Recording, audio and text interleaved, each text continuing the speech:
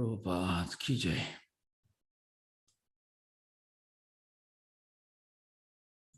ಹರೇ ಕೃಷ್ಣ. ಎಲ್ಲರಿಗೂ ಸ್ವಾಗತ. ಶ್ರೀಮದ್ ಭಾಗವತಂ 2ನೇ ಸ್ಕಂದ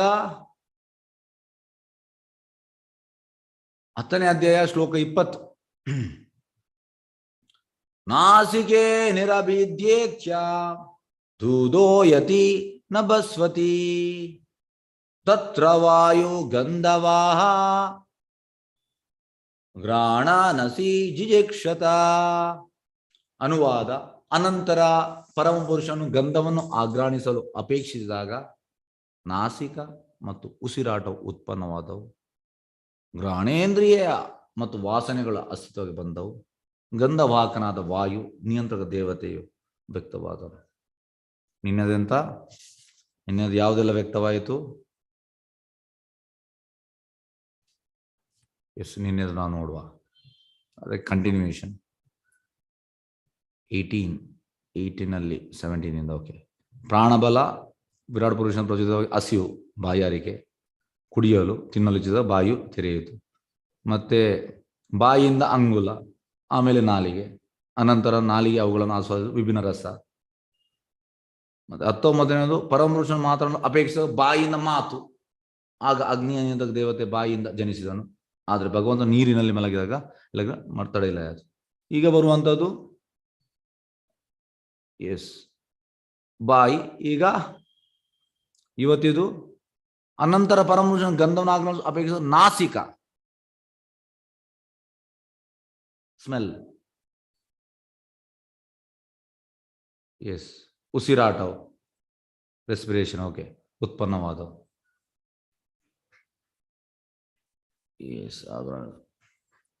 ಅದಕ್ಕೆ ರಿಲೇಟೆಡ್. ಮತ್ತೆ ಗ್ರಾಣೇಂದ್ರಿಯ ಅಂದ್ರೆ ನ್ಯಾಸಲ್ ಇನ್ಸ್ಟ್ರೂಮೆಂಟ್ ಎಂತ ಇದು ಕೇಮ್ ಬಂದವು. ಗ್ರಾಣೇಂದ್ರಿಯ ಮತ್ತು ವಾಸನೆಗಳು ಅಸ್ತಿತ್ವ ಬಂದವು ಅದರಿಂದ, ನಾಸಿಕದಿಂದ. ಮತ್ತೆ ಗಂಧವಾಹಕನಾದ ವಾಯು ನಿಯಂತ್ರಕ ದೇವತೆಯು ವ್ಯಕ್ತವಾದನು. ಅಲ್ಲಿ ವಾಯು ಬೇರೆ ಬೇರೆ. ಇಲ್ಲಿ ಇದಕ್ಕೆ ವಾಯು, ನಾಸಿಕ ಅಂದ್ರೆ ನಾವು ಸ್ಮೆಲ್ಲಿಗೆ ವಾಯು ನಿಯಂತ್ರಕ ದೇವತೆ ವ್ಯಕ್ತವಾದ. ನೋಡಿ, ಈಗ ಭಾವಾರ್ಥಕ್ಕೆ ಹೋಗುವ. ಭಾವಾರ್ಥ ಬೈ ಡಿವೈನ್ ಗ್ರೇಸ್ ಅಭಯ ಚರಣಾರವಿಂದ ಭಕ್ತಿವೇದಾಂತ ಸ್ವಾಮಿ ಶೀಲ ಪ್ರಭುಪಾದ ಶೀಲ ಪ್ರಭುಪಾದ ಕಿ ಜೈ. ಭಗವಂತನು ಗಂಧವನ್ನು ಆಘ್ರಾಣಿಸಲು ಅಪೇಕ್ಷಿಸಿದಾಗ ಗ್ರಾಣೇಂದ್ರಿಯ, ವಾಸನೆ ಮತ್ತು ನಿಯಂತ್ರಕ ದೇವತೆಯು ವಾಯು, ಆಘ್ರಾಣಿಸುವುದು ಮುಂತಾದವು ಎಲ್ಲವೂ ಏಕಕಾಲದಲ್ಲಿ ವ್ಯಕ್ತವಾದವು.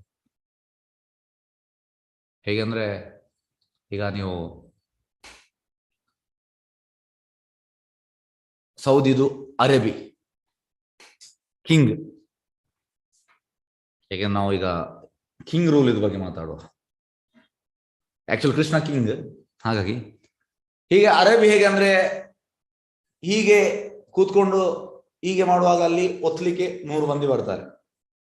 ಅವನ ಬೆನ್ನು ಹೊತ್ತಲಿಕ್ಕೆ, ಅವನಿಗೆ ಶೂ ಹಾಕ್ಲಿಕ್ಕೆ ಅಂದ್ರೆ ಶೂ ಹಾಕಿಕೊಳ್ಳಿಕ್ಕೆ ಬರ್ತಾನೆ. ಬಟ್ಟೆ ಕೂಡ ಹೀಗೆ ಹಾಕುವಂಥದ್ದು ಅವೆಲ್ಲ. ಅಂದ್ರೆ ಅಷ್ಟು ಸೇವಕರಿದ್ದಾರೆ ಅವನಿಗೆ. ಎಲ್ಲ ಅಂದ್ರೆ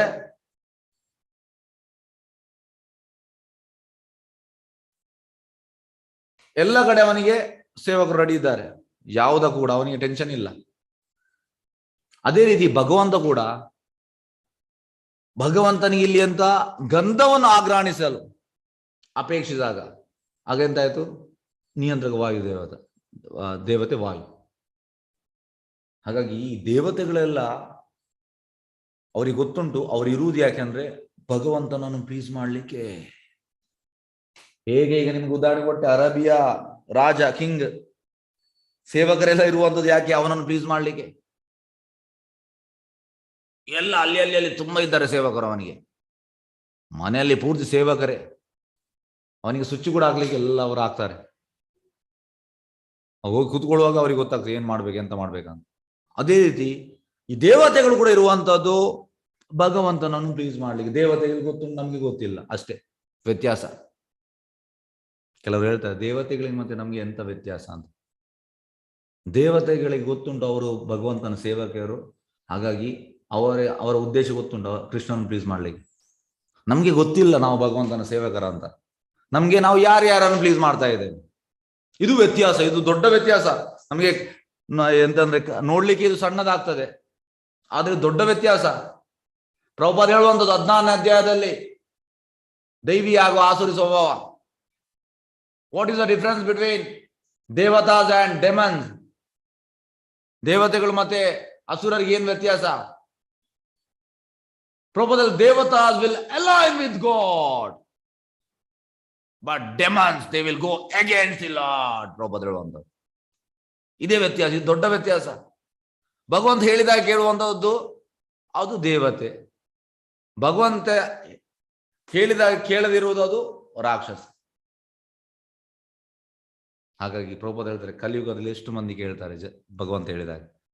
ಭಗವಂತ ಹೇಳಿದಾಗ ಕೇಳುವುದಂದ್ರೆ ನಮ್ಮ ಪ್ರಕಾರ ಅಲ್ಲ, ನಾವು ಕೂಡ ಹೇಳುದು ಎಸ್ ನಾನು ಕೇಳ್ತೇನೆ, ನೀವು ಕೇಳ್ತಾನೆ ಅಂದ್ರೆ ಯಾವ ರೀತಿಯಲ್ಲಿ ಕೇಳುವಂತದ್ದು? ಯಾವ ರೀತಿಯಲ್ಲಿ? ಇಲ್ಲ ನಾನು ಕೂಡ ಶರಣಾಗತಿ. ಎಂತ ಶರಣಾಗತಿ? ಕೆಲವು ಹೆಚ್ಚಿನವರು ಹೇಳ್ತಾರೆ ನಾನು ಕೂಡ ಸಣ್ಣದಿಂದ ಕೃಷ್ಣನೇ ಭಕ್ತ, ನಾನು ಟೋಟಲಿ ಸರೆಂಡರ್ ಕೃಷ್ಣನಿಗೆ, ಈ ರೀತಿ ಹೇಳ್ತಾರೆ. ಆದ್ರೆ ಶರಣಾಗತಿ ನಮ್ಮ ಪ್ರಕಾರ ಅಲ್ಲ, ಕೃಷ್ಣನ ಪ್ರಕಾರ. ಕೃಷ್ಣನ ಪ್ರಕಾರ ಅಂದ್ರೆ ಎಂತ? ಅನುಕೂಲಸ್ಯ ಸಂಕಲ್ಪ, ಅಂದ್ರೆ ಯಾವುದೆಲ್ಲ ಕೃಷ್ಣ ಪ್ರಜ್ಞೆಗೆ ಫೇವರೇಬಲ್ ಉಂಟು ಅದನ್ನು ಆಕ್ಸೆಪ್ಟ್ ಮಾಡ್ಬೇಕು. ಯಾವುದೆಲ್ಲ ಫೇವರೇಬಲ್ ಅದನ್ನು ಆಕ್ಸೆಪ್ಟ್ ಮಾಡ್ಬೇಕು. ಪ್ರತಿಕೂಲಸ್ಯ ವರ್ಜನಂ, ಯಾವುದೆಲ್ಲ ಅನ್ಫೇವರ್ ಅದನ್ನು ನಾವು ಮಾಡಬಾರ್ದು. ಆಗ ನಮ್ಮ ಮೈಂಡ್ ಎಂತಂದ್ರೆ, ಈಗ ನಮ್ಮ ಮೈಂಡ್ ಎನಿಮಿ. 6ನೇ ಅಧ್ಯಾಯದಲ್ಲಿ ಕೃಷ್ಣ ಹೇಳುವಂತದ್ದು you can make your mind as enemy as well as friend. ನಾವು ಗೆಳೆಯ ಕೂಡ ಮಾಡ್ಬೋದು, ಶತ್ರು ಕೂಡ ಮಾಡ್ಬೋದು. ಆದ್ರೆ ಈಗ ನಮ್ಮ ಮನಸ್ಸು ನಮ್ಮ ಶತ್ರು. ಯಾಕೆ? ನಾವು ಮೈಂಡ್ ಹೇಳಿದಾಗ ಕೇಳ್ತಾ ಇದ್ದೇವೆ. ಆದ್ರೆ ಇಲ್ಲಿ ಅಂತ ಹೇಳುವಂತದ್ದು ಶರಣಾಗತಿಯಲ್ಲಿ ಪ್ರತಿಕೂಲಸ್ಯ ವರ್ಜನಂ, ಕೃಷ್ಣನಿಗೆ ಇಷ್ಟ ಇಲ್ಲ, ಗುರುಗೆ ಇಷ್ಟ ಇಲ್ಲ ಮಾಡಬಾರ್ದು. ಇದು ಶರಣಾಗತಿ. ಮತ್ತೆ ನೆಕ್ಸ್ಟ್ ಎಂತ ಶರಣಾಗತಿ ಇದೆ? ರಕ್ಷಿಯತೆ ವಿಶ್ವಾಸ, ಕೃಷ್ಣ ನನ್ನನ್ನು ರಕ್ಷಣೆ ಮಾಡ್ತಾನೆ. ಇದು ಸ್ಟ್ರಾಂಗ್ ಕನ್ವಿನ್ಷನ್ ಬೇಕಂತೆ. ನಾವೆಂತ ಹೇಳುವಂತದ್ದು, ನನ್ನ ಮಗ ಇದ್ದಾನೆ, ನನ್ನ ಗಂಡ ಇದ್ದಾನೆ, ನನ್ಗೆಂತದ್ದು ಆದ್ರೆ ಆಸ್ಪತ್ರೆಗೆ ಹೋದ್ರೆ ಪ್ರಾಯ ಆದ್ಮೇಲೆ ಯಾರು ಇಲ್ಲ ಸರ್, ಯಾರು ಇಲ್ಲ. ಈಗ ಡಾಕ್ಟರ್ ಬಂದು ಹೇಳ್ತಾರೆ, ಚೆಕ್ ಮಾಡ್ತಾರೆ 4th ಸ್ಟೇಜ್ ಕ್ಯಾನ್ಸರ್, 2 ದಿವಸದಲ್ಲಿ ಸಾಯ್ತಾನೆ. ಯಾರಿದ್ದಾರೆ? ಯಾರಿಗೆ ಏನ್ ಮಾಡ್ಲಿಕ್ಕೆ ಆಗುದಿಲ್ಲ. ಪ್ರಭುಪಾದ ಹೇಳ್ತಾರೆ ಈಗ ನಾವು ರಾತ್ರಿ ಮಲಗ್ತೇವೆ, ನಾವು ಎಂತ ಎಣಿಸುವಂತದ್ದು, ನಂದು ಈಗ ಸಣ್ಣ ಪ್ರಾಯ 50 ವರ್ಷ, ಇನ್ನು ನಾನೊಂದು 40-45 ವರ್ಷ ಆರಾಮ್ಸೆ ಬದುಕ್ತೇನೆ. ಇದು ಮೂರ್ಖದಾನಂತೆ ನಮ್ದು.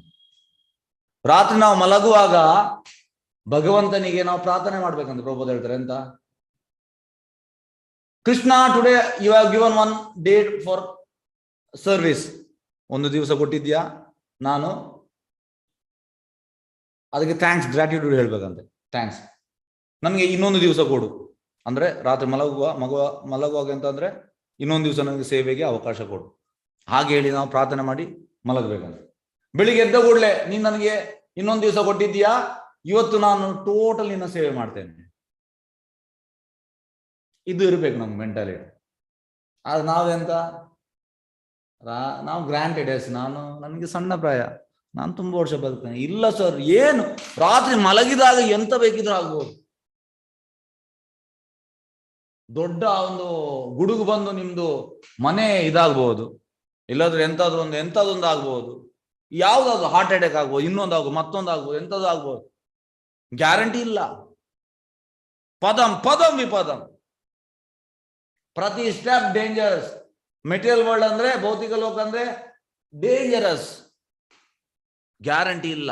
ಆದ್ರೆ ನಾವು ಗ್ಯಾರಂಟಿ ಆಗಿ ತಗೊಳ್ತೇವೆ. ಆ ದೇವತೆಗಳು ಹಾಗೆಲ್ಲ. ದೇವತೆಗಳು they will align with god. ಭಗವಂತ ಹೇಳಿದಾಗೆ ಮಾಡ್ತಾರೆ ಅವರು. ಹಾಗಾಗಿ ಶರಣಾಗತಿ ಅಂದ್ರೆ ನಮ್ಮ ಪ್ರಕಾರ ಅಲ್ಲ, ಭಗವಂತನ ಪ್ರಕಾರ. ಹಾಗಾಗಿ ನಮ್ಗೆ ಸ್ಟ್ರಾಂಗ್ ಕನ್ವಿಕ್ಷನ್ ಇರ್ಬೇಕಂದ್ರೆ, ಎಸ್ ಕೃಷ್ಣ ನೀನು ರಕ್ಷಣೆ ಮಾಡ್ತೀಯ ನನ್ನನ್ನು. ಫಸ್ಟ್ಗೆ ಅನುಕೂಲಸ್ಯ, ಯಾವುದೆಲ್ಲ ಫೇವರಬಲ್ ಅದನ್ನು ಆಕ್ಸೆಪ್ಟ್ ಮಾಡಬೇಕು. ಸೆಕೆಂಡ್ ಪ್ರತಿಕೂಲಸ್ಯ, ಯಾವುದೆಲ್ಲ ಅನ್ಫೇವರ್ ಅದು ರಿಜೆಕ್ಟ್ ಮಾಡಬೇಕು. ಮತ್ತೆ ರಕ್ಷಿಸದೇ ವಿಶ್ವಾಸ, ಕೃಷ್ಣನನ್ನು ರಕ್ಷಣೆ ಮಾಡ್ತಾನೆ, ಬೇರೆ ಯಾರು ರಕ್ಷಣೆ ಮಾಡೋದಿಲ್ಲ. ನಾವು ಹೇಳ್ತೇವೆ ಅವರಿದ್ದಾರೆ ಇವರದ್ದು, ಯಾರಿಲ್ಲ. ನೀವು ಸಾಯುವಾಗ ನರಳುವಾಗ ಯಾರು ನೀವು ಅಲ್ಲಿ ಕೂಗ್ತೀರಿ ಅಯ್ಯೋ ಅಯ್ಯೋ ಅಯ್ಯೋ ಅಂತ, ಅವ್ರಿಗೆ ಏನ್ ಮಾಡ್ಲಿಕ್ಕೆ ಆಗುದಿಲ್ಲ. ನಿಮಗೆ ಒಳಗೆ ನೋವು ಆಗ್ತಾ ಉಂಟು. ಪ್ರಾಯ ಆದ ಕೂಡಲೇ ಒಳಗೆ ಅಂತಂದ್ರೆ ತುಂಬಾ ನೋವು ಆಗ್ತದೆ, ಒಳಗೆ ಜೀವದಲ್ಲಿ ತುಂಬಾ ನೋವು ಆಗ್ತಾ ಉಂಟು. ನೀವು ಕೂಗ್ತೀರಿ, ಅವರೇ ಎಂತ ಮಾಡಿದ್ರೆ ಅದಕ್ಕೆ ಎಂತಾದ್ರೂ ಒಂದು ಮಾಡು ಅಂತ ಹೋಗ್ತಾರೆ. ಆ ಮಾಡುದ್ರಿಂದ ಅವರು ನೋವು ಹೋಗುದಿಲ್ಲ. ಇದು ಅರ್ಥ ಆಗ್ಬೇಕು ನಮ್ಗೆ. ಹಾಗಾಗಿ ರಕ್ಷಣೆ ಮಾಡುವಂಥದ್ದು ಭಗವಂತ. ನೆಕ್ಸ್ಟ್ ಎಂತ? ಗೋಪ್ತೃತ್ವೇ ವರ್ಣಂ ದತ್ತ. ಅಂದ್ರೆ ನಾವು ಯಾರನ್ನು, ನಮ್ಮ ಗಾರ್ಡಿಯನ್ ಮಾಸ್ಟರ್ ಯಾರು? ಕೃಷ್ಣ. ನಮ್ಗೆ ಬೇರೆ ಬೇರೆ ಬೇರೆ ಬೇರೆ ಸಂಬಂಧ ಉಂಟು. ಅವ್ರ ಗಾರ್ಡಿಯನ್, ಇವರು ಮಾಸ್ಟರ್ ಇಲ್ಲ. ಗಾರ್ಡಿಯನ್ ಮತ್ತು ಮಾಸ್ಟರ್ ಕೃಷ್ಣ. ನೆಕ್ಸ್ಟ್ ಆತ್ಮ ನಿಕ್ಷೇಪೆ ಕಾರ್ಪಣ್ಯ. ಫುಲ್ಲು ಸರೆಂಡರ್ ಅಂತೆ. ಫುಲ್ ಸರೆಂಡರ್ ಅಂತ ಕೃಷ್ಣ ಹೇಳುವಂಥದ್ದು ಭಗವದ್ಗೀತೆಯಲ್ಲಿ 18.66 ಸರ್ವಧರ್ಮಾನ್ ಪರಿತ್ಯಜ್ಯ ಮಾಮೇಕಂ ಶರಣಂ. ನಿನ್ನ ಸೋಕಾಲ್ಡ್ ಚೀಟಿಂಗ್ ರಿಲಿಜನ್ ಬದಿಗೆ ಹಾಕು. ನನ್ನ ಧರ್ಮ, ಈ ಧರ್ಮ, ಅದು ಇದು ಎಲ್ಲವನ್ನು ಬದಿಗೆ ಹಾಕು, ಮೂಲೆಗೆ. ಏನೋ ಡಸ್ಟ್ಬಿನ್ ಇರ್ತದೆ ಹಾಗೆ, ಎಲ್ಲವನ್ನು ಬದಿಗೆ ಹಾಕು. ಮಾಮೇಕಂ ಶರಣಂ ವ್ರಜ, ನನಗೆ ಮಾತ್ರ ಶರಣಾಗತಿ. ಅದು ಫುಲ್ ಸರೆಂಡರ್. ಹಂ ತ್ವಾಂ ಸರ್ವ ಪಾಪಿಭ್ಯೋ, ನಾನು ನಿನ್ನೆಲ್ಲ ಪಾಪದಿಂದ ಬಿಡುಗಡೆ ಮಾಡ್ತೇನೆ. ಮೋಕ್ಷಾಮಿ ಮಾ ಶುಚ. ಪ್ರಭುಪಾದ ಹೇಳಿದ್ದಾರೆ, ಭಗವಂತ ಹೇಳಿದನ್ನು ಮಾಡ್ತಾನೆ, ನಾವು ಹಾಗೆಲ್ಲ. ನಾವು ಹೇಳ್ತೇವೆ, ಮಾಡುವುದಿಲ್ಲ. ಹಾಗಾಗಿ ಇದು ಶರಣಾಗತಿ. ನಾವು ಹೇಳುವಂತ ನಾನು ಕೂಡ ಶರಣಾಗತಿ ನಮ್ಮ ಪ್ರಕಾರ ಅಲ್ಲ ಸರ್, ಭಗವಂತನ ಪ್ರಕಾರ. ಹಾಗೆ ದೇವತೆಗಳು ಅವರು ಭಗವಂತನ ಪ್ರಕಾರ ಶರಣಾಗತಿ ಆಗಿದ್ದಾರೆ. ಹಾಗಾಗಿ ಅವರು ಪ್ರಭುಪಾದ ಹೇಳ್ತಾರೆ, ವೈ ದೇವತಾಸ್ they got higher position, higher responsibility, because they know, ಅವರಿಗೆ ಗೊತ್ತುಂಟು ಅವರು ಇರುವಂತದ್ದು ಭಗವಂತನನ್ನು ಪ್ಲೀಸ್ ಮಾಡ್ಲಿಕ್ಕೆ ಅಂತ. ಅದಕ್ಕೆ ಅವರಿಗೆ ಉನ್ನತ ಮಟ್ಟದ ಜವಾಬ್ದಾರಿ ಕೊಟ್ಟಿದ್ದಾರೆ. ನಮ್ಗೆ ಕೊಡ್ಲಿಲ್ಲ ಇಂಥ ಜವಾಬ್ದಾರಿ. ಈಗ ವಾಯು, ಇಂದ್ರ, ಚಂದ್ರ ಇವರಿಗೆಲ್ಲ ಉನ್ನತ ಮಟ್ಟದ ಜವಾಬ್ದಾರಿ. ಅವ್ರಿಗೆ ಗೊತ್ತುಂಟು ಅವರ ಕೆಲಸ ಎಂತ ಅಂತ. ಎಸ್, ನಾವು ಇರುವಂತದ್ದು ಭಗವಂತನನ್ನು ಪ್ಲೀಸ್ ಮಾಡ್ಲಿಕ್ಕೆ. ಹಾಗೆ ಭಗವಂತನು ಗಂಧವನ್ನು ಅಘ್ರಾಣಿಸಲು ಅಪೇಕ್ಷಿಸಿದಾಗ ಘ್ರಾಣೇಂದ್ರಿಯ ವಾಸನೆ ಮತ್ತು ನಿಯಂತ್ರಕ ದೇವತೆ ವಾಯು ಅಘ್ರಾಣಿಸುವುದು ಮುಂತಾದವು ಎಲ್ಲವೂ ಏಕಕಾಲದ ವ್ಯಕ್ತವಾದವು. ಹೇಗೆಂದ್ರೆ, ಹೇಗೆ ಸೌದಿ ಅರೇಬಿಗೆ ಅವನಿಗೆ ಎಂತ ಬೇಕು ಇಮಿಡಿಯೇಟ್ ಬಂತಾ ಇದೆ. ನೀರಂತ ಹೇಳುವಾಗ ಅಲ್ಲಿ ಬಂದಾಯ್ತು, ತಿನ್ಲಿಕ್ಕೆ ಅಲ್ಲಿ ಬಂದಾಯ್ತು, ಪ್ಲೇಟ್ ಬಂದಾಯ್ತು. ಎಂತವ ಹೇಳುವಾಗ ಎಲ್ಲ ಅಲ್ಲಿ ರೆಡಿ ಬಂದಾಯ್ತು. ಅದೇ ರೀತಿ ಎಲ್ಲ ಇರುವಂತದ್ದು ಭಗವಂತ ಪ್ಲೀಸ್ ಮಾಡ್ಲಿಕ್ಕೆ. ಅಗ್ರಾಣಿಸು ಮುಂತಾದ ಎಲ್ಲವೂ ಏಕಕಾಲ ವ್ಯಕ್ತವಾದವು. ಅಧೀನ ಜೀವಿಯು ಅದರ ಮೇಲೆ ವರ್ತಿಸುವ ಮೊದಲ ಪ್ರತಿಯೊಂದನ್ನು ಪರಮಪ್ರಭು ಮೊದಲೇ ಅಪೇಕ್ಷಿರುತ್ತಾನೆ ಎಂಬ ಈ ಹೇಳಿಕೆ ವೇದ ಮಂತ್ರಗಳು, ಉಪನಿಷತ್ತು ಹೇಳಿಕೆಗಳು ದೃಢಪಡಿಸಿ. ಪರಮಪ್ರಭು ಮೊದಲೇ ಅಪೇಕ್ಷಿಸಿದ್ದಾರೆ ನೋಡಿ, ಜೀವಿಗಿಂತ ಮೊದಲು ಭಗವಂತ. ಭಗವಂತನು ಕಾಣುವಾಗ ಮಾತ್ರ ಜೀವಿ ನೋಡಬಹುದು. ಇದು ತಿಳಿಬೇಕು ನಾವು. ಪ್ರಭುಪಾದ ಹೇಳ್ತಾರೆ, in material world this condition souls they are puffed up. ಅಂದ್ರೆ ಪಫ್ಡ್ ಅಪ್ ಅಂದ್ರೆ ನಮ್ಗೆ ಅಹಂಕಾರ. ಎಸ್, ನಾನು ಅದನ್ನು ನೋಡಿದೆ, ಇದನ್ನು ನೋಡಿದೆ, ಎಂತ ನೋಡುವಂತದ್ದು ನಾವು. ಭಗವಂತನ ಕಾಣುವಾಗ ಮಾತ್ರ ಜೀವಿ ನೋಡಬಹುದು, ಇಲ್ಲ ನಮ್ಗೆ ನೋಡ್ಲಿಕ್ಕೆ ಆಗುದಿಲ್ಲ. ಪ್ರಭುಪಾದ ಹೇಳ್ತಾರೆ, ನಾವು ಎಷ್ಟು ಗ್ರಾಟಿಟ್ಯೂಡ್ ಕೊಡ್ಬೇಕು ಭಗವಂತನಿಗೆ, ಕೃತಜ್ಞ ಭಾವ. ಭಗವಂತ, ನೀನು ನನಗೆ ಕಣ್ಣು ಕೊಟ್ಟಿದ್ಯಾ, ಕಿವಿ ಕೊಟ್ಟಿದ್ಯಾ, ಬಾಯಿ ಕೊಟ್ಟಿದ್ಯಾ, ಮೂಗು ಕೊಟ್ಟಿದ್ಯಾ. ನಾವು ಗ್ರಾಟಿಟ್ಯೂಡ್ ತೋರಿಸ್ಬೇಕು ಭಗವಂತನಿಗೆ. ಕೃತಜ್ಞ ಭಾವ ಇಲ್ಲ ನಮ್ಮಲ್ಲಿ, ಕೃತಜ್ಞ ಭಾವ. ಹಾಗೆ ಭಗವಂತನ ಕಾಣುವಾಗ ಮಾತ್ರ ಜೀವಿ ನೋಡಬಹುದು. ಭಗವಂತನು ಆಘ್ರಾಣಿಸುವಾಗ ಮಾತ್ರ ಜೀವಿಯು ಆಘ್ರಾಣಿಸಬಲ್ಲ ನೋಡಿ. ಯಾಕೆಂದ್ರೆ ನಾವು ಡಿಪೆಂಡೆಂಟ್, ನಾವು ಇಂಡಿಪೆಂಡೆಂಟ್ ಅಲ್ಲ. ಅದು ನಾವು ತಪ್ಪಾಗಿ ಯೋಚನೆ ಮಾಡ್ತೇವೆ, ನಾವು ಇಂಡಿಪೆಂಡೆಂಟ್ ಅಂತ. ಇಲ್ಲ, ಭಕ್ತರಿಗೆ ಇದು ಗೊತ್ತುಂಟು, ಶುದ್ಧ ಭಕ್ತರಿಗೆ, ದೇವತೆಗಳಿಗೆ ಗೊತ್ತುಂಟು ಇದು. ಮತ್ತೆ ಎಲ್ಲವೂ ಅದರಂತೆ. ವಿಚಾರವೇನೆಂದರೆ, ಜೀವಿಯು ಸ್ವತಂತ್ರವಾಗಿ ಏನನ್ನು ಮಾಡಲಾರ ನೋಡಿ, ಇಂಡಿಪೆಂಡೆಂಟ್ ಅಲ್ಲ. ನಾವು ಸ್ವತಂತ್ರವಾಗಿ ಏನನ್ನಾದ್ರೂ ಮಾಡಲು ಅವನು ಕೇವಲ ಯೋಚಿಸಬಹುದು. ಯೋಚನೆಗಷ್ಟು ನಾವು ಮಾಡ್ಬೋದು ಅಷ್ಟೇ ಇಂಡಿಪೆಂಡೆಂಟ್ ಆಗಿ ಮಾಡ್ಲಿಕ್ಕೆ. ಆಗ ನಾವು ಸ್ವತಂತ್ರರಲ್ಲ, ನಾವು ಡಿಪೆಂಡೆಂಟ್. ಆದ್ರೆ ಅವನು ಸ್ವತಂತ್ರ ವರ್ತಿಸಲಾರ. ಈ ಯೋಚನಾ ಸ್ವಾತಂತ್ರ್ಯವು ಭಗವತ್ ಅನುಗ್ರಹದಿಂದ ಇದೆ ನೋಡಿ. ಯೋಚನೆ ಕೂಡ ಭಗವತ್ ಅನುಗ್ರಹದಿಂದ. ಭಕ್ತ ಅಂತಂದ್ರೆ ಪ್ರತಿಯೊಂದನ್ನು ಭಗವಂತನನ್ನು ಕನೆಕ್ಟ್ ಮಾಡ್ತಾನೆ ಮತ್ತೆ ಗ್ರಾಟ್ಯೂಡ್ ಕೊಡ್ತಾನೆ ಎಲ್ಲದಕ್ಕೂ. ಇದು ಭಕ್ತ. ಹೀಗೆ ಯೋಚನಾ ಸ್ವಾತಂತ್ರ್ಯದ ಭಗವದ್ ಅನುಗ್ರಹದಿಂದ ಇದೆ. ಆದರೆ ಯೋಚನೆಗೆ ರೂಪವನ್ನು ಭಗವತ್ ಅನುಗ್ರಹದಲ್ಲಿ ಕೊಡಬಹುದು ನೋಡಿ. ಎಲ್ಲವೂ ಭಗವತ್ ಅನುಗ್ರಹದಿಂದ ಬರುವಂತಹದ್ದು. ಆದ್ದರಿಂದಲೇ ಆಡುವುದು ಮಾಡುವುದು ನಮ್ಮ ಇಚ್ಛೆ, ಆಗುವುದು ಹೋಗುವುದು ದೈವ ಇಚ್ಛೆ. ಎಲ್ಲ ಭಗವಂತನ ಇಚ್ಛೆ ಎಂಬ ಗಾದೆ ಮಾತಿದೆ. ಹಾಗಾಗಿ ಜೀವಿಗಳ ಸಂಪೂರ್ಣ ಅವಲಂಬನೆ ಮತ್ತು ಪರಮಪ್ರಭುವಿನ ಪರಿಪೂರ್ಣ ಸ್ವತಂತ್ರ ಪೂರ್ಣ ವಿವರಣೆಯು ಈ ವಿಷಯವನ್ನೇ ಆಧರಿಸಿದೆ.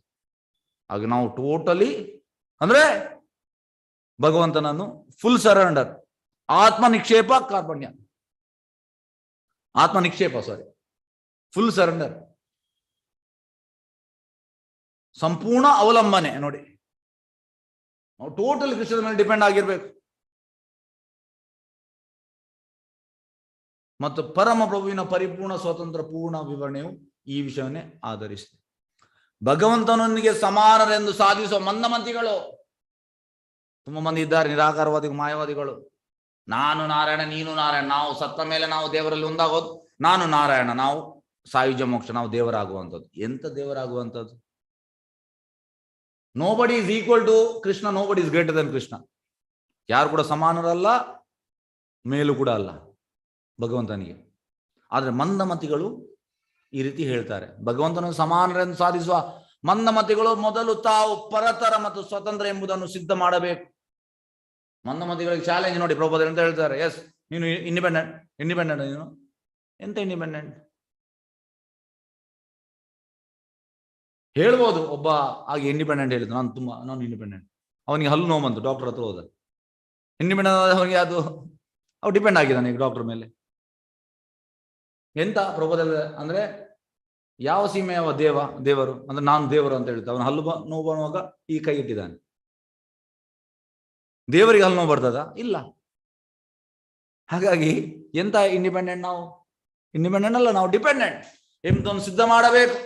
ಮತ್ತು ಅನಂತರ ತಾವು ಭಗವಂತನಲ್ಲಿ ಐಕ್ಯವಾಗುತ್ತೇವೆ, ಒಂದಾಗುವಂಥದ್ದು ಸಾಯುಜ ಮೋಕ್ಷ ಎಂಬ ತಮ್ಮ ಹಕ್ಕನ್ನು ರುಜುವಾತು ಮಾಡಬೇಕು. ಚಾಲೆಂಜ್ ಮಾಡ್ತಾ ಇದ್ದಾರೆ ಪ್ರಭುಪಾದ. ಐಕ್ಯವಾಗುವಂಥ, ದೇವರಲ್ಲಿ ಒಂದಾಗುವಂಥದ್ದು ಎಂತ? ಪ್ರಭುಪಾದ ಹೇಳ್ತಾರೆ, dog is always dog, god is always god. Spelling ಒಂದೇ, ಆದ್ರೆ ನಾಯಿ ದೇವರಾಗ್ಲಿಕ್ಕೆ ಆಗುದಿಲ್ಲ. ನಾಯಿಯೇ, ದೇವರೇ. ಈ ಶ್ಲೋಕ 21ಕ್ಕೆ ಹೋಗುವ. ಎಸ್, ಕೃಷ್ಣ ಚೈತನ್ಯ. ಯದಾತ್ಮನಿ ನಿರಾಲೋಕಂ ಆತ್ಮಾನಾಂ ಚ ದುದೃಕ್ಷತ ನಿರ್ಭಿನ್ನೇ ಹಿ ಅಕ್ಷಿಣಿ ತಸ್ಯ ಜ್ಯೋತಿ ಚಕ್ಷು ಗುಣಾಗ್ರಹ. ಹಾಗೆ ಪ್ರತಿಯೊಂದು ಅಂಧಕಾರದಲ್ಲಿದ್ದಾಗ ಭಗವಂತ ತನ್ನನ್ನು ಮತ್ತು ಸೃಷ್ಟಿಯಾದ ಎಲ್ಲವನ್ನು ನೋಡಲು ಬಯಸಿದನು. ಆಗ ಕಣ್ಣುಗಳು ಪ್ರಕಾಶ ಉಂಟು ಮಾಡುವ ದೇವತೆ ಸೂರ್ಯ, ದೃಕ್ಶಕ್ತಿ ಮತ್ತು ದೃಕ್ ವಿಷಯಗಳ ಎಲ್ಲವೂ ವ್ಯಕ್ತವಾದವು. ಪ್ರತಿಯೊಂದು ಅಂಧಕಾರದಲ್ಲಿ ಇರುವಾಗ ಎಂತಾಯ್ತು? ಕೃಷ್ಣನಿಗೆ ನೋಡ್ಲಿಕ್ಕೆ ಆಗ ಕಣ್ಣು ಸೃಷ್ಟಿಯಾಯಿತು. ಹೇಗೆ ಅಂದ್ರೆ ಚೈತನ್ಯ ಚರಿತಾಮೃತ, ಕೃಷ್ಣ ಸೂರ್ಯ ಸಮಾನ್ ಮಾಯಾರ ಅಂಧಕಾರ ಜ ಕೃಷ್ಣ ಹೇ ಮಾಯಾರನ ಅಧಿಕಾರ. ಎಲ್ಲಿ ಬೆಳಕುಂಟು ಅಲ್ಲಿ ಕತ್ತಲೆ ಇಲ್ಲ. ಕೃಷ್ಣ ಸೂರ್ಯಗೆ ಸಮಾನ. ಕೃಷ್ಣ ಅಂದ್ರೆ ಬೆಳಕು, ಮಾಯಾ ಅಂಧಕಾರ. ಮಾಯಾ ಅಂದ್ರೆ ಕತ್ತಲು. ಆದ್ರೆ ನಾವು ಯಾರ ಹಿಂದೆ ಇದ್ದೇವೆ? ಕೃಷ್ಣನ ಹಿಂದೆ ಇಲ್ಲ, ನಾವು ಮಾಯೆಯಿಂದ ಇದ್ದೇವೆ, ಕತ್ತಲಿನಿಂದ. ಅದಕ್ಕೆ ಹೇಳುವಂಥದ್ದು, ಓಂ ಅಜ್ಞಾನ ತಿಮಿರಂಧಸ್ಯ ಜ್ಞಾನಾಂಜನ ಶಲಾಕಯ ಚಕ್ಷುರು ಮೀಲಿತಮೇನ ತಸ್ಮೈ ಶ್ರೀ ಗುರವೇ ನಮಃ. ನಾವು ಅಂಧಕಾರದಲ್ಲಿ ಇದ್ದೇವೆ. ಅಂಧಕಾರದಿಂದ ನಮ್ಮನ್ನು ನಾವು ಅಂದ್ರೆ ಇದರ ಅರ್ಥ ಎಂತಂದ್ರೆ, ನಾನು ಐ ಆಫರ್ ಮೈ ರೆಸ್ಪೆಕ್ಟ್ಫುಲ್ ಒಬಿಡಿಯನ್ಸಸ್ ಅಂಟು ದಿ ಗುರು, ಸ್ಪಿರಿಚುವಲ್ ಮಾಸ್ಟರ್. ಅವರು ನಮ್ಮ ಕಣ್ಣನ್ನು ಓಪನ್ ಮಾಡಿದ್ರು. ಅದು ಅಂಧಕಾರದಲ್ಲಿ ಇತ್ತು. ಕೃಷ್ಣ ಪ್ರಜ್ಞೆ ಬರುವ ಮುಂಚೆ ನಮ್ಗೆ ಎಂತ ಗೊತ್ತಿರಲಿಲ್ಲ. ಎಂತ ಭಗವದ್ಗೀತೆ, ಎಂತ ಭಾಗವತಂ, ಕೃಷ್ಣ ಎಂತ, ಕೃಷ್ಣನ ಗೋಲೋಕ ಎಂತ, ವೈಕುಂಠ ಎಂತ, ಯಾವುದು ಗೊತ್ತಿಲ್ಲ ನಮ್ಗೆ. ಈಗ ಗೊತ್ತಾಗಿದೆ ನಮ್ಗೆ. ಹಾಗಾಗಿ ಗುರು ಎಂತ ಮಾಡಿದ್ದಾರೆ? ನಾವು ಕುರುಡರಾಗಿದ್ದೆವು, ನಾವು ಅಂಧಕಾರದಲ್ಲಿ ಇದ್ದೆವು. ನಮ್ಮ ಕಣ್ಣಿದು ಎಂತ ಹೇಳೋದು, ನಮ್ಮ ಅಂಧಕಾರದಿಂದ ನಮ್ಮನ್ನು ಈಚೆ ತಂದಿದ್ದಾರೆ. ನಮಗೆ ಕೈ ಕೊಟ್ಟಿದ್ದಾರೆ. ಹೇಗೆ ಹೇಗೆ ಕೊಟ್ಟದವರು? ಟಾರ್ಚ್ ಆಫ್ ನಾಲೆಜ್, ಆ ಜ್ಞಾನ ಕೊಟ್ಟು ಅದರಿಂದ ನಾವು ಅಂಧಕಾರದಿಂದ ಈಚೆ ಬಂದಿದ್ದೇವೆ.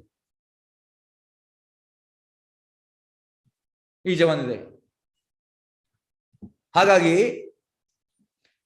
ಇದನ್ನು ನಾವು ತಿಳಿಬೇಕು.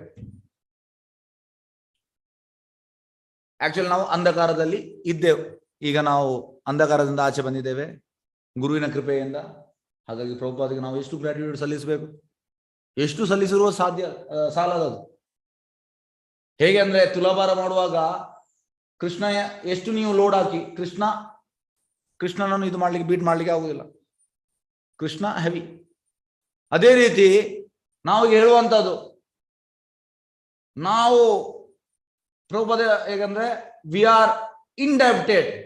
ಪ್ರಭುಪಾದ ಹೇಳುವಂಥದ್ದು, I am indebted to my spiritual master. ಅಂದ್ರೆ ನಾನು ಎಷ್ಟು ಈಗ ಮಾಡಿದ್ರು ಕೂಡ ನಾನು ಅವರಂದ್ರೆ ನನಗೆ ಆ ಜ್ಞಾನವನ್ನು ಕೊಟ್ಟಿದ್ದಾರೆ, ನನಗೆ ತೀರಿಸಲಿಕ್ಕೆ ಸಾಧ್ಯವಿಲ್ಲ. ನಾನು ಎಷ್ಟು ಈಗ ಭಕ್ತಿ ಮಾಡಿದ್ರು ಕೂಡ ಗುರುವಿನ ಇದನ್ನು ನಾನು ಋಣವನ್ನು ತೀರಿಸಲಿಕ್ಕೆ ಸಾಧ್ಯವಿಲ್ಲ. ಹಾಗಾಗಿ ನಾವು ಎಷ್ಟು ಗ್ರಾಟಿಟ್ಯೂಡ್, ನಾವು ಡೈಲಿ ಗ್ರಾಟಿಟ್ಯೂಡ್ ಸಲ್ಲಿಸ್ತಾ ಇರ್ಬೇಕು ಪ್ರಭುಪಾದಿಗೆ. ಪ್ರಭುಪಾದ್, ನಾನು ಕೊಳಕಲ್ಲಿದ್ದೆ, ಪೂರ್ತಿ ಕೆಸರಲ್ಲಿ ಇದ್ದೆ, ನನ್ನನ್ನು ಮೇಲೆ ಎತ್ತಿದ್ದೀರಾ ನೀವು. ಮೇಲೆ ಎತ್ತಿದ ಮೇಲೆ ಕೂಡ ನಾನು ಅದನ್ನೇ ಮಾಡ್ತಾ ಇದ್ದೇನೆ. ನನಗೆ ನನ್ನ ಪರ್ಸನಲ್ ಯಾವುದೇ ಕ್ವಾಲಿಫಿಕೇಶನ್ ಇಲ್ಲ, ಭಕ್ತಿಯಲ್ಲಿ ಬರ್ಲಿಕ್ಕೆ ನನಗೆ ಕ್ವಾಲಿಫಿಕೇಶನ್ ಇಲ್ಲ. ಆದ್ರೂ ಕೂಡ ನೀವು ನನಗೆ ಈಗ ದಾರಿ ತೋರಿಸಿದ್ದೀರಿ. ಈ ರೀತಿ ನಾವು ಕೃತಜ್ಞ ಭಾವ ಇರ್ಬೇಕಂತೆ ಗುರುವಿಗೆ, ಪ್ರಭುಪಾದಿಗೆ, ಆಚಾರ್ಯರಿಗೆ. ಪ್ರಭುಪಾದಿ ನಾವು ಭಾವಾರ್ಥ ಕೈಯಲ್ಲಿ ಓದ್ತಾ ಇದ್ದೇವೆ. ಇದು ಟ್ರಾನ್ಸೆಂಡೆಂಟಲ್ ಎಕ್ಸ್ಟಸಿ. ಪ್ರಭುಪಾದ ಹೇಳ್ತಾರೆ, these purpose are my transcendental ecstasy. ಮಾಮೂಲಿ ಭಾವಾರ್ಥ ಅಲ್ಲ ಇದು. ಇದು ನಮ್ಮನ್ನು ಈ ಭೌತಿಕ ಲೋಕದಿಂದ ಗೋಲೋಕಕ್ಕೆ ಕೊಂಡೋಗ್ತದೆ. 1 ಗಂಟೆ ಆದ್ರೂ ಕೊಂಡೋಗ್ತದಲ್ಲ, ಸಾಕು. ದಿವಸದಲ್ಲಿ 1 ಗಂಟೆ ನಾವು ಟೋಟಲಿ ಅಬ್ಸರ್ವ್ ಆಗ್ತೇವೆ, ಅಂದ್ರೆ ಗೋಲೋಕದ ನಮಗೆ ಪಿಕ್ಚರ್ ಬರ್ತದೆ. ಅದು ಪ್ರಭುಪಾದಿ ಕೃಪೆಯಿಂದ. ಹಾಗಾಗಿ ನಾವು ಎಷ್ಟು ಗ್ರಾಟಿಟ್ಯೂಡ್ ಸಲ್ಲಿಸಬೇಕು ಪ್ರಭುಪಾದಿಗೆ? ತುಂಬಾ ಗ್ರಾಟಿಟ್ಯೂಡ್ ಸಲ್ಲಿಸಬೇಕು. ಹಾಗೆ ಪ್ರತಿಯೊಂದು ಅಂಧಕಾರದಿಂದ ಭಗವಂತನನ್ನು ಮತ್ತು ಸೃಷ್ಟಿಯಾದ ಎಲ್ಲವನ್ನು ನೋಡಲು ಬಯಸಿದ. ಆಗ ಕಣ್ಣುಗಳು ಪ್ರಕಾಶ ಉಂಟು ಮಾಡೋ ದೇವತೆ ಸೂರ್ಯ, ದೃಕ್ಶಕ್ತಿ ಮತ್ತು ದೃಕ್ ವಿಷಯಗಳೆಲ್ಲವೂ ವ್ಯಕ್ತವಾದವು. ಭಾವಾರ್ಥ ಬೈ ಡಿವೈನ್ ಗ್ರೇಸ್ ಅಭಯ ಚರಣಾನಂದ ಭಕ್ತಿವೇದಾಂತ ಸ್ವಾಮಿ ಶ್ರೀಲ ಪ್ರಭುಪಾದ ಕಿ ಜೈ. ಬ್ರಹ್ಮಾಂಡವು ಸ್ವಭಾವದ ಗಾಢ ಅಂಧಕಾರವಾಗಿದೆ. ನೋಡಿ, ಬ್ರಹ್ಮಾಂಡ ಅಂಧಕಾರ, ಡಾರ್ಕ್ನೆಸ್. ಆದ್ರಿಂದ ಸಮಗ್ರ ಸೃಷ್ಟಿಯು ತಮಸ್ ಅಥವಾ ಅಂಧಕಾರವೆಂದು ಕರೆಯಲಾಗಿದೆ. ತಮಸ್. ಆದ್ರೆ ಭಗವದ್ಗೀತೆಯಲ್ಲಿ 15ನೇ ಅಧ್ಯಾಯದಲ್ಲಿ ಎಂತ ಹೇಳುವಂಥದ್ದು? ನ ತದ್ಭಾಷೆ ಸೂರ್ಯೋ ನ ಶಶಾಂಕೋ ನ ಪಾವಕ ಯದ್ಗತ್ವಾ ನ ನಿವರ್ತಂತೆ ತದ್ದಾಮ ಪರಮಮ. ಅಂದ್ರೆ ನ ತದ್ಭಾಷೆ ಸೂರ್ಯ ನ ಶಶಾಂಕ ನ ಪಾವಕ. ಅಲ್ಲಿ ಸೂರ್ಯ ಬೇಕೆಂತೆಲ್ಲ, ಚಂದ್ರ ಬೇಕಂತೆಲ್ಲ, ಎಲೆಕ್ಟ್ರಿಸಿಟಿ ಬೇಕಂತ ಎಲ್ಲಿ? ಕೃಷ್ಣ ಧಾಮದಲ್ಲಿ. ಅದು ಯಾವಾಗಲೂ ಬ್ರೈಟ್, ಪೂರ್ತಿ ಬ್ರೈಟ್. ಆದ್ರೆ ಈ ಭೌತಿಕ ಲೋಕ ಕತ್ತಲು, ಡಾರ್ಕ್. ನಾವು ಡಿಪೆಂಡ್ ಆಗಿದೆ ಸೂರ್ಯ ಮತ್ತೆ ಚಂದ್ರ ಸ್ಟಾಪ್ ಮಾಡಿದ್ರೆ ನಮ್ದು ಗತಿ ಎಂತ ಆಗಿರ್ಬೋದು ನೀವು ಎಣಿಸಿ. ಆದ್ರೆ ಸೂರ್ಯ ಮತ್ತೆ ಚಂದ್ರ 11ನೇ ಅಧ್ಯಾಯದಲ್ಲಿ ಭಗವಂತ ಹೇಳುವಂತಹದ್ದು, sun is my hot eye, moon is my cool eye. 2 ಕಣ್ಣುಗಳು ಭಗವಂತನ. ಹಾಗಾಗಿ ಭಗವಂತನ ಕೃಪೆಯಿಂದ ನಮಗೆ ಇಲ್ಲಿ ಲೈಟ್ ಸಿಗ್ತಾ ಉಂಟು. ಆದ್ರೆ ಆಕ್ಚುಲಿ ಇದು ಅಂಧಕಾರ ಪ್ಲೇಸ್. ಆದ್ರೆ ಕೃಷ್ಣಧಾಮ ಹಾಗೆ ಅಲ್ಲ, ಸೆಲ್ಫ್ ಎಫಲ್ಜೆನ್ಸ್, ಫುಲ್ ಬ್ರೈಟ್. ಆದ್ದರಿಂದ ಬ್ರಹ್ಮಾಂಡ ಸ್ವಭಾವದ ಗಾಢ ಅಂಧಕಾರವಾಗಿದೆ. ಆದ್ದರಿಂದ ಸಮಗ್ರ ಸೃಷ್ಟಿಯನ್ನು ತಮಸ್ ಅಥವಾ ಅಂಧಕಾರವೆಂದು ಕರೆಯಲಾಗಿದೆ. ರಾತ್ರಿಯು ಬ್ರಹ್ಮಾಂಡದ ನೈಜ ಸ್ವರೂಪವಾಗಿದೆ. ನೋಡಿ, ರಾತ್ರಿ ನೈಜ ಸ್ವರೂಪ, ಅಂಧಕಾರ ರಾತ್ರಿ. ಏಕೆಂದ್ರೆ ಆಗ ವ್ಯಕ್ತಿಗೆ ತಾನು ಸೇರಿ ಏನನ್ನು ಕಾಣಲಾಗುವುದಿಲ್ಲ. ಎಂತ ಕಾಣ್ತದೆ? ಏನು ಕಾಣುವುದಿಲ್ಲ. ಭಗವಂತನು ನನ್ನ ಅವಾಜ ಕೃಪೆಯಿಂದ, ಕಾಸ್ಲೆಸ್ ಮರ್ಸಿ ನಮ್ಮ ಮೇಲೆ, ಜೀವಿಗಳ ಮೇಲೆ, ಜೀವೇರೆ ದೋಯ, ನಮ್ಮ ಮೇಲೆ ದೋಯ. ಚೈತನ್ಯ ಬಂದದ್ದು ಯಾಕೆ? ಜೀವೇರೆ ದೋಯ, ನಮ್ಮ ಮೇಲೆ ದೋಯ. ಪ್ರಭುಪಾದ್ ಬಂದದ್ದು ಯಾಕೆ? ಪ್ರಭುಪಾದನ್ನು ಕಳಿಸಿದ್ದು ಚೈತನ್ಯ ಮಹಾಪ್ರಭು, 3 ಸೇನಾಧಿಪತಿ ಭಕ್ತ. ಯಾಕೆ? ನಮ್ಮ ಮೇಲೆ ದಯೆ.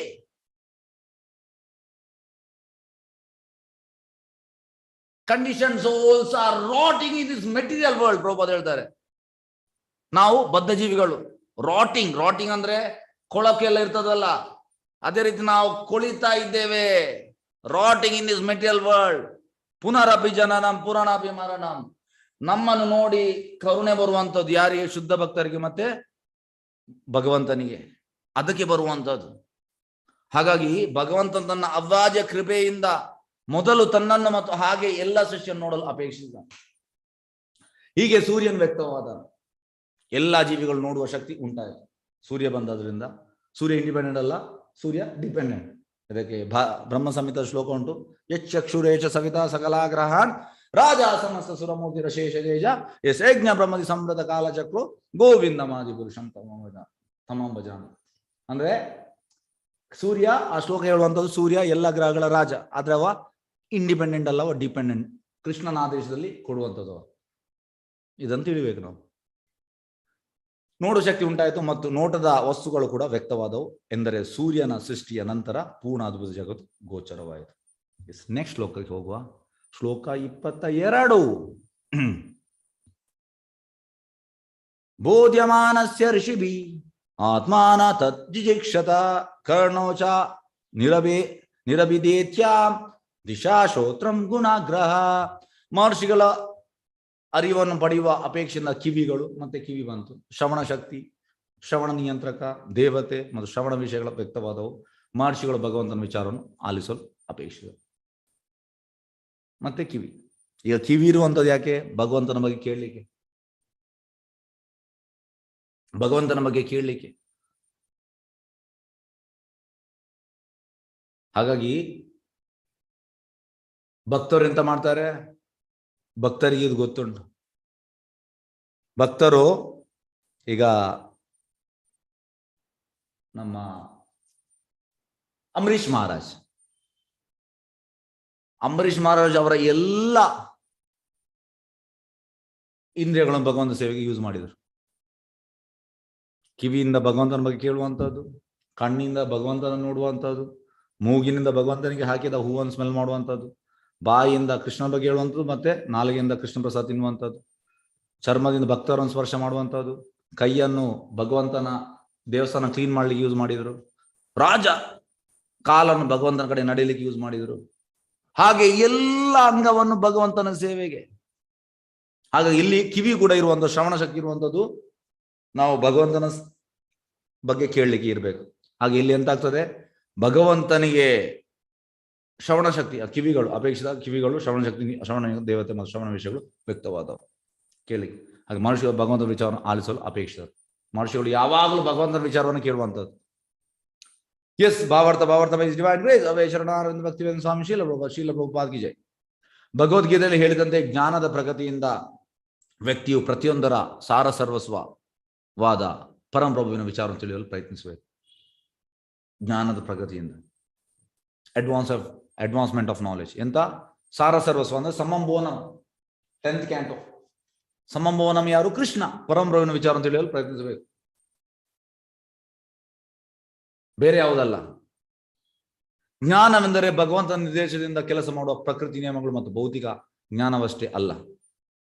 ವಿಜ್ಞಾನಿಗಳು ಭೌತಿಕ ಪ್ರಕೃತಿಯಲ್ಲಿ ಕೆಲಸ ಮಾಡುತ್ತಿರುವ ಭೌತಿಕ ನಿಯಮಗಳನ್ನು ಕೇಳಲು ಕಾತರಾಗುತ್ತಾರೆ. ನೋಡಿ, ವಿಜ್ಞಾನಿಗಳಿಗೆ ಯಾವುದು ಇಷ್ಟ?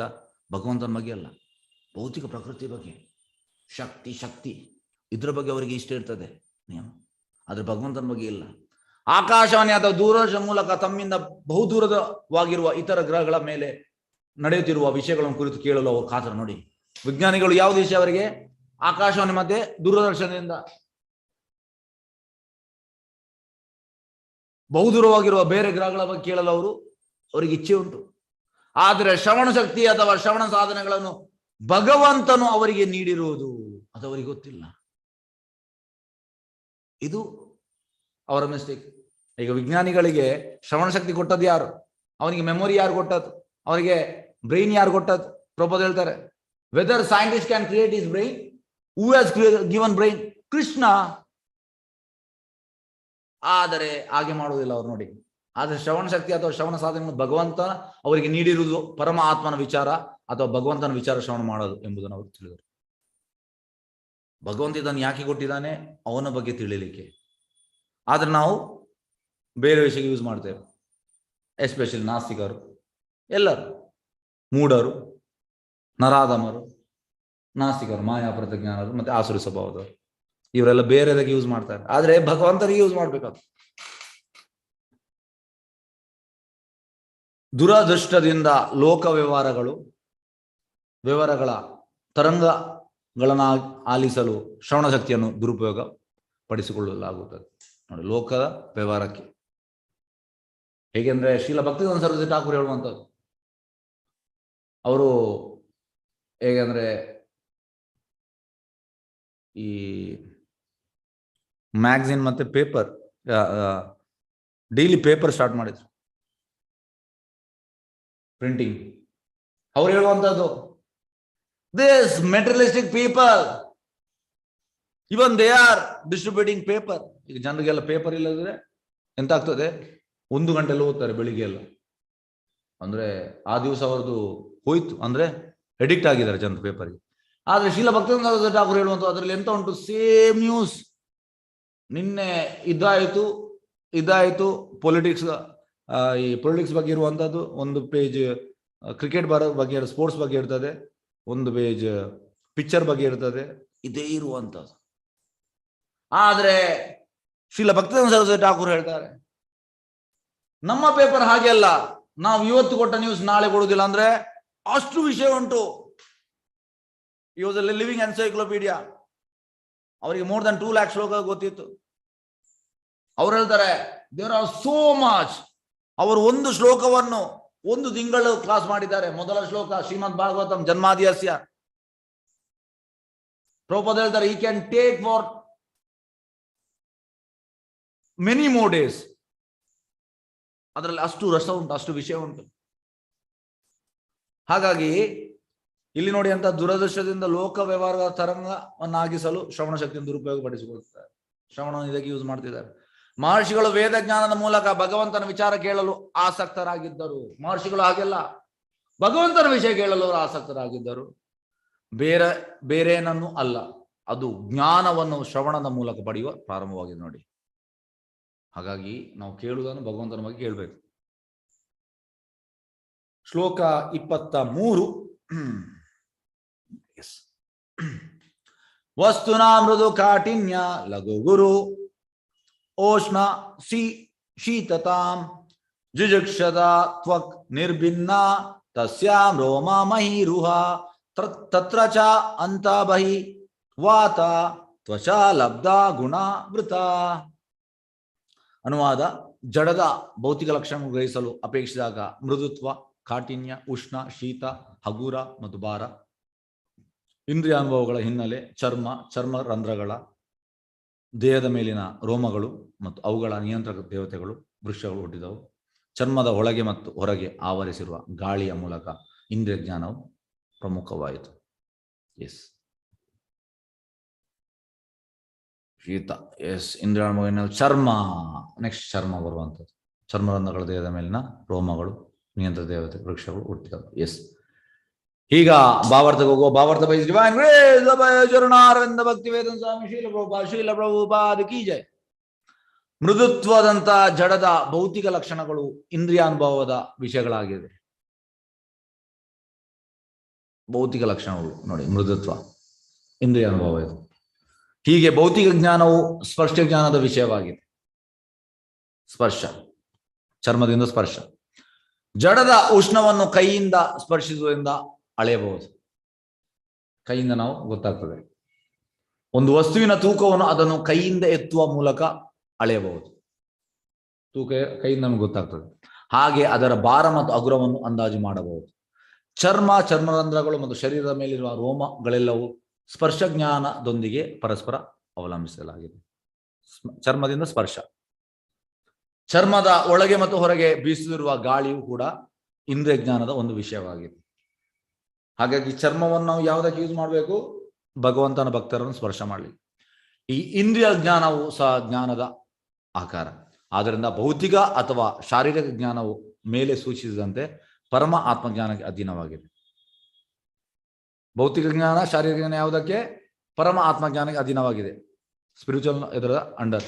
ಪರಮ ಆತ್ಮಜ್ಞಾನವು ಇಂದ್ರಿಯ ಗೋಚರವಾದ ವಿಷಯ ಜ್ಞಾನವನ್ನು ವಿಸ್ತೃತಗೊಳಿಸಬಹುದು. ಆದರೆ ಭೌತಿಕ ಜ್ಞಾನವು ಪರಮ ಆತ್ಮಜ್ಞಾನಕ್ಕೆ ದಾರಿ ತೋರಲಾರದು. ಹಾಗೆ ಭೌತಿಕ ಜ್ಞಾನದಿಂದ ನಮಗೆ ಆತ್ಮಜ್ಞಾನದ ದಾರಿ ಸಿಗುವುದಿಲ್ಲ. ಆದರೆ ಆತ್ಮಜ್ಞಾನದಿಂದ ನಮಗೆ ಇದರಿಂದ ಹೊರಗೆ ಹೋಗ್ಲಿಕ್ಕೆ ಆಗ್ತದೆ. ಅದನ್ನ ಇಲ್ಲಿ ಹೇಳೋಣ ನೋಡಿ. ಭೌತಿಕ ಮತ್ತು ಶಾರೀರಿಕ ಅದು ಭೌತಿಕ, ಆದರೆ ಆತ್ಮಜ್ಞಾನ ಆಧ್ಯಾತ್ಮಿಕ. ದೇಹದ ಮೇಲಿನ ರೋಮಗಳು ಮತ್ತು ಭೂ ಶರೀರದ ಮೇಲಿರುವ ಸಸ್ಯಗಳ ನಡುವೆ ನಿಕಟ ಸಂಬಂಧವಿದೆ. 3ನೇ ಸ್ಕಂದದಲ್ಲಿ ತ್ವಚ ಅಸ್ಯ ವಿನಿರ್ಭಿನ್ನ ವಿಭುಷುರ್ದಿ ದಿಷ್ಣಯಂ ಔಷಧಿ ಎಂದು ಹೇಳಿರುವಂತೆ ವನಸ್ಪತಿಗಳು ಆಹಾರ ಮತ್ತು ಔಷಧಿಗಳಂತ ಚರ್ಮಕ್ಕೆ ಪೋಷಕರವಾಗಿದೆ. ಎಸ್, ಈಗ ನಾನು ಟ್ರೀಟ್ಮೆಂಟ್ ಮಾಡಿ ಬಂದಿದ್ದೇನೆ. ಯಾವುದು? ಆಯುರ್ವೇದಿಕ್ ಟ್ರೀಟ್ಮೆಂಟ್. ಅದರಲ್ಲಿ ಇದೆಲ್ಲ ಬರ್ತದೆ. ಹಾಗಾಗಿ ಸಸ್ಯಗಳು ಅದಕ್ಕೆ ಔಷಧಿಗಳಂತೆ ಚರ್ಮಕ್ಕೆ ಪುಷ್ಟಿಕರವಾಗಿದೆ. ಎಸ್, ಕೃಷ್ಣ ಚೈತನ್ಯ. ಎಸ್, ಶ್ಲೋಕ 24, ಲಾಸ್ಟ್ ಶ್ಲೋಕ.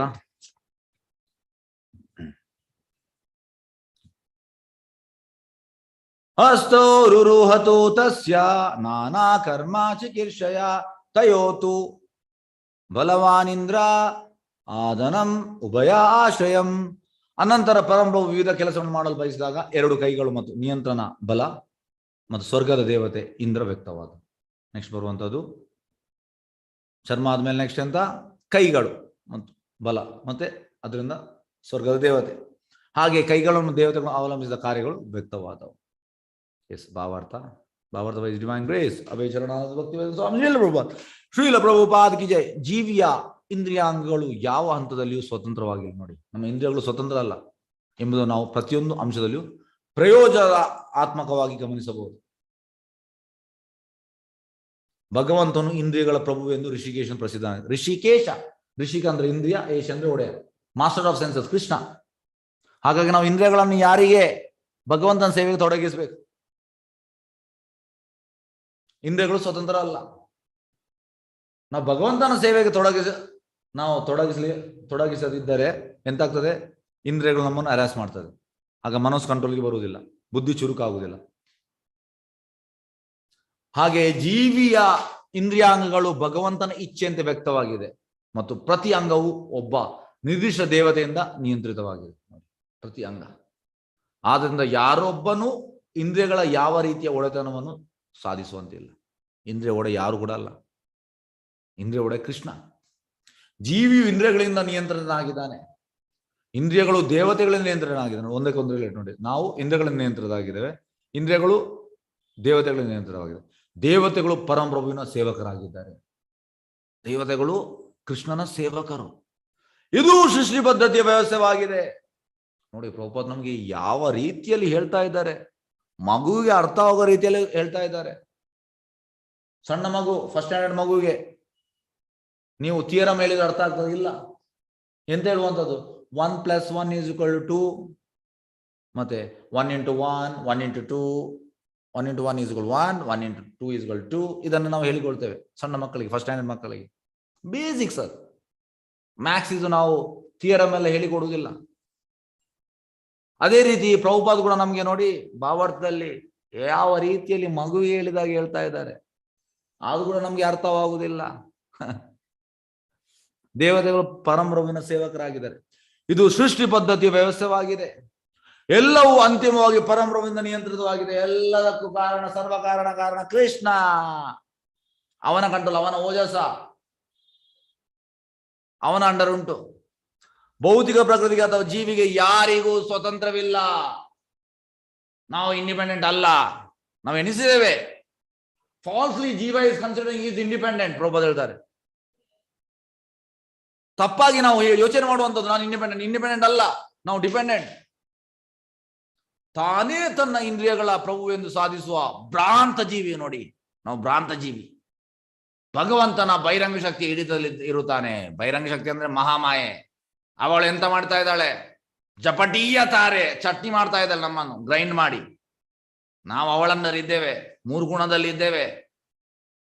ನಮ್ಮನ್ನು ಗ್ರೈಂಡ್ ಮಾಡ್ತಾ ಇದ್ದಾಳೆ. ಚಪಟೀಯ ತಾರೆ, ಬಹಿರಂಗ ಶಕ್ತಿ ಹಿಡಿದಲ್ಲಿ ಇರುತ್ತಾನೆ. ಜೀವಿಯು ತನ್ನ ಅಲ್ಪ ಅಸ್ತಿತ್ವದಲ್ಲಿ ಉಬ್ಬಿದವನಾಗಿರುವವರೆಗೆ ನೋಡಿ, ನಾವು ಈಗ ನಮ್ಮ ಅಲ್ಪ ಅಸ್ತಿತ್ವದಲ್ಲಿ ನಾವು ಉಬ್ಬಿದ್ದೇವೆ. ಪ್ರಭುಪಾದ ಹೇಳ್ತಾರೆ, ಆಕ್ಚುಲಿ ಯು ಆರ್ ಟೆನೆಂಟ್.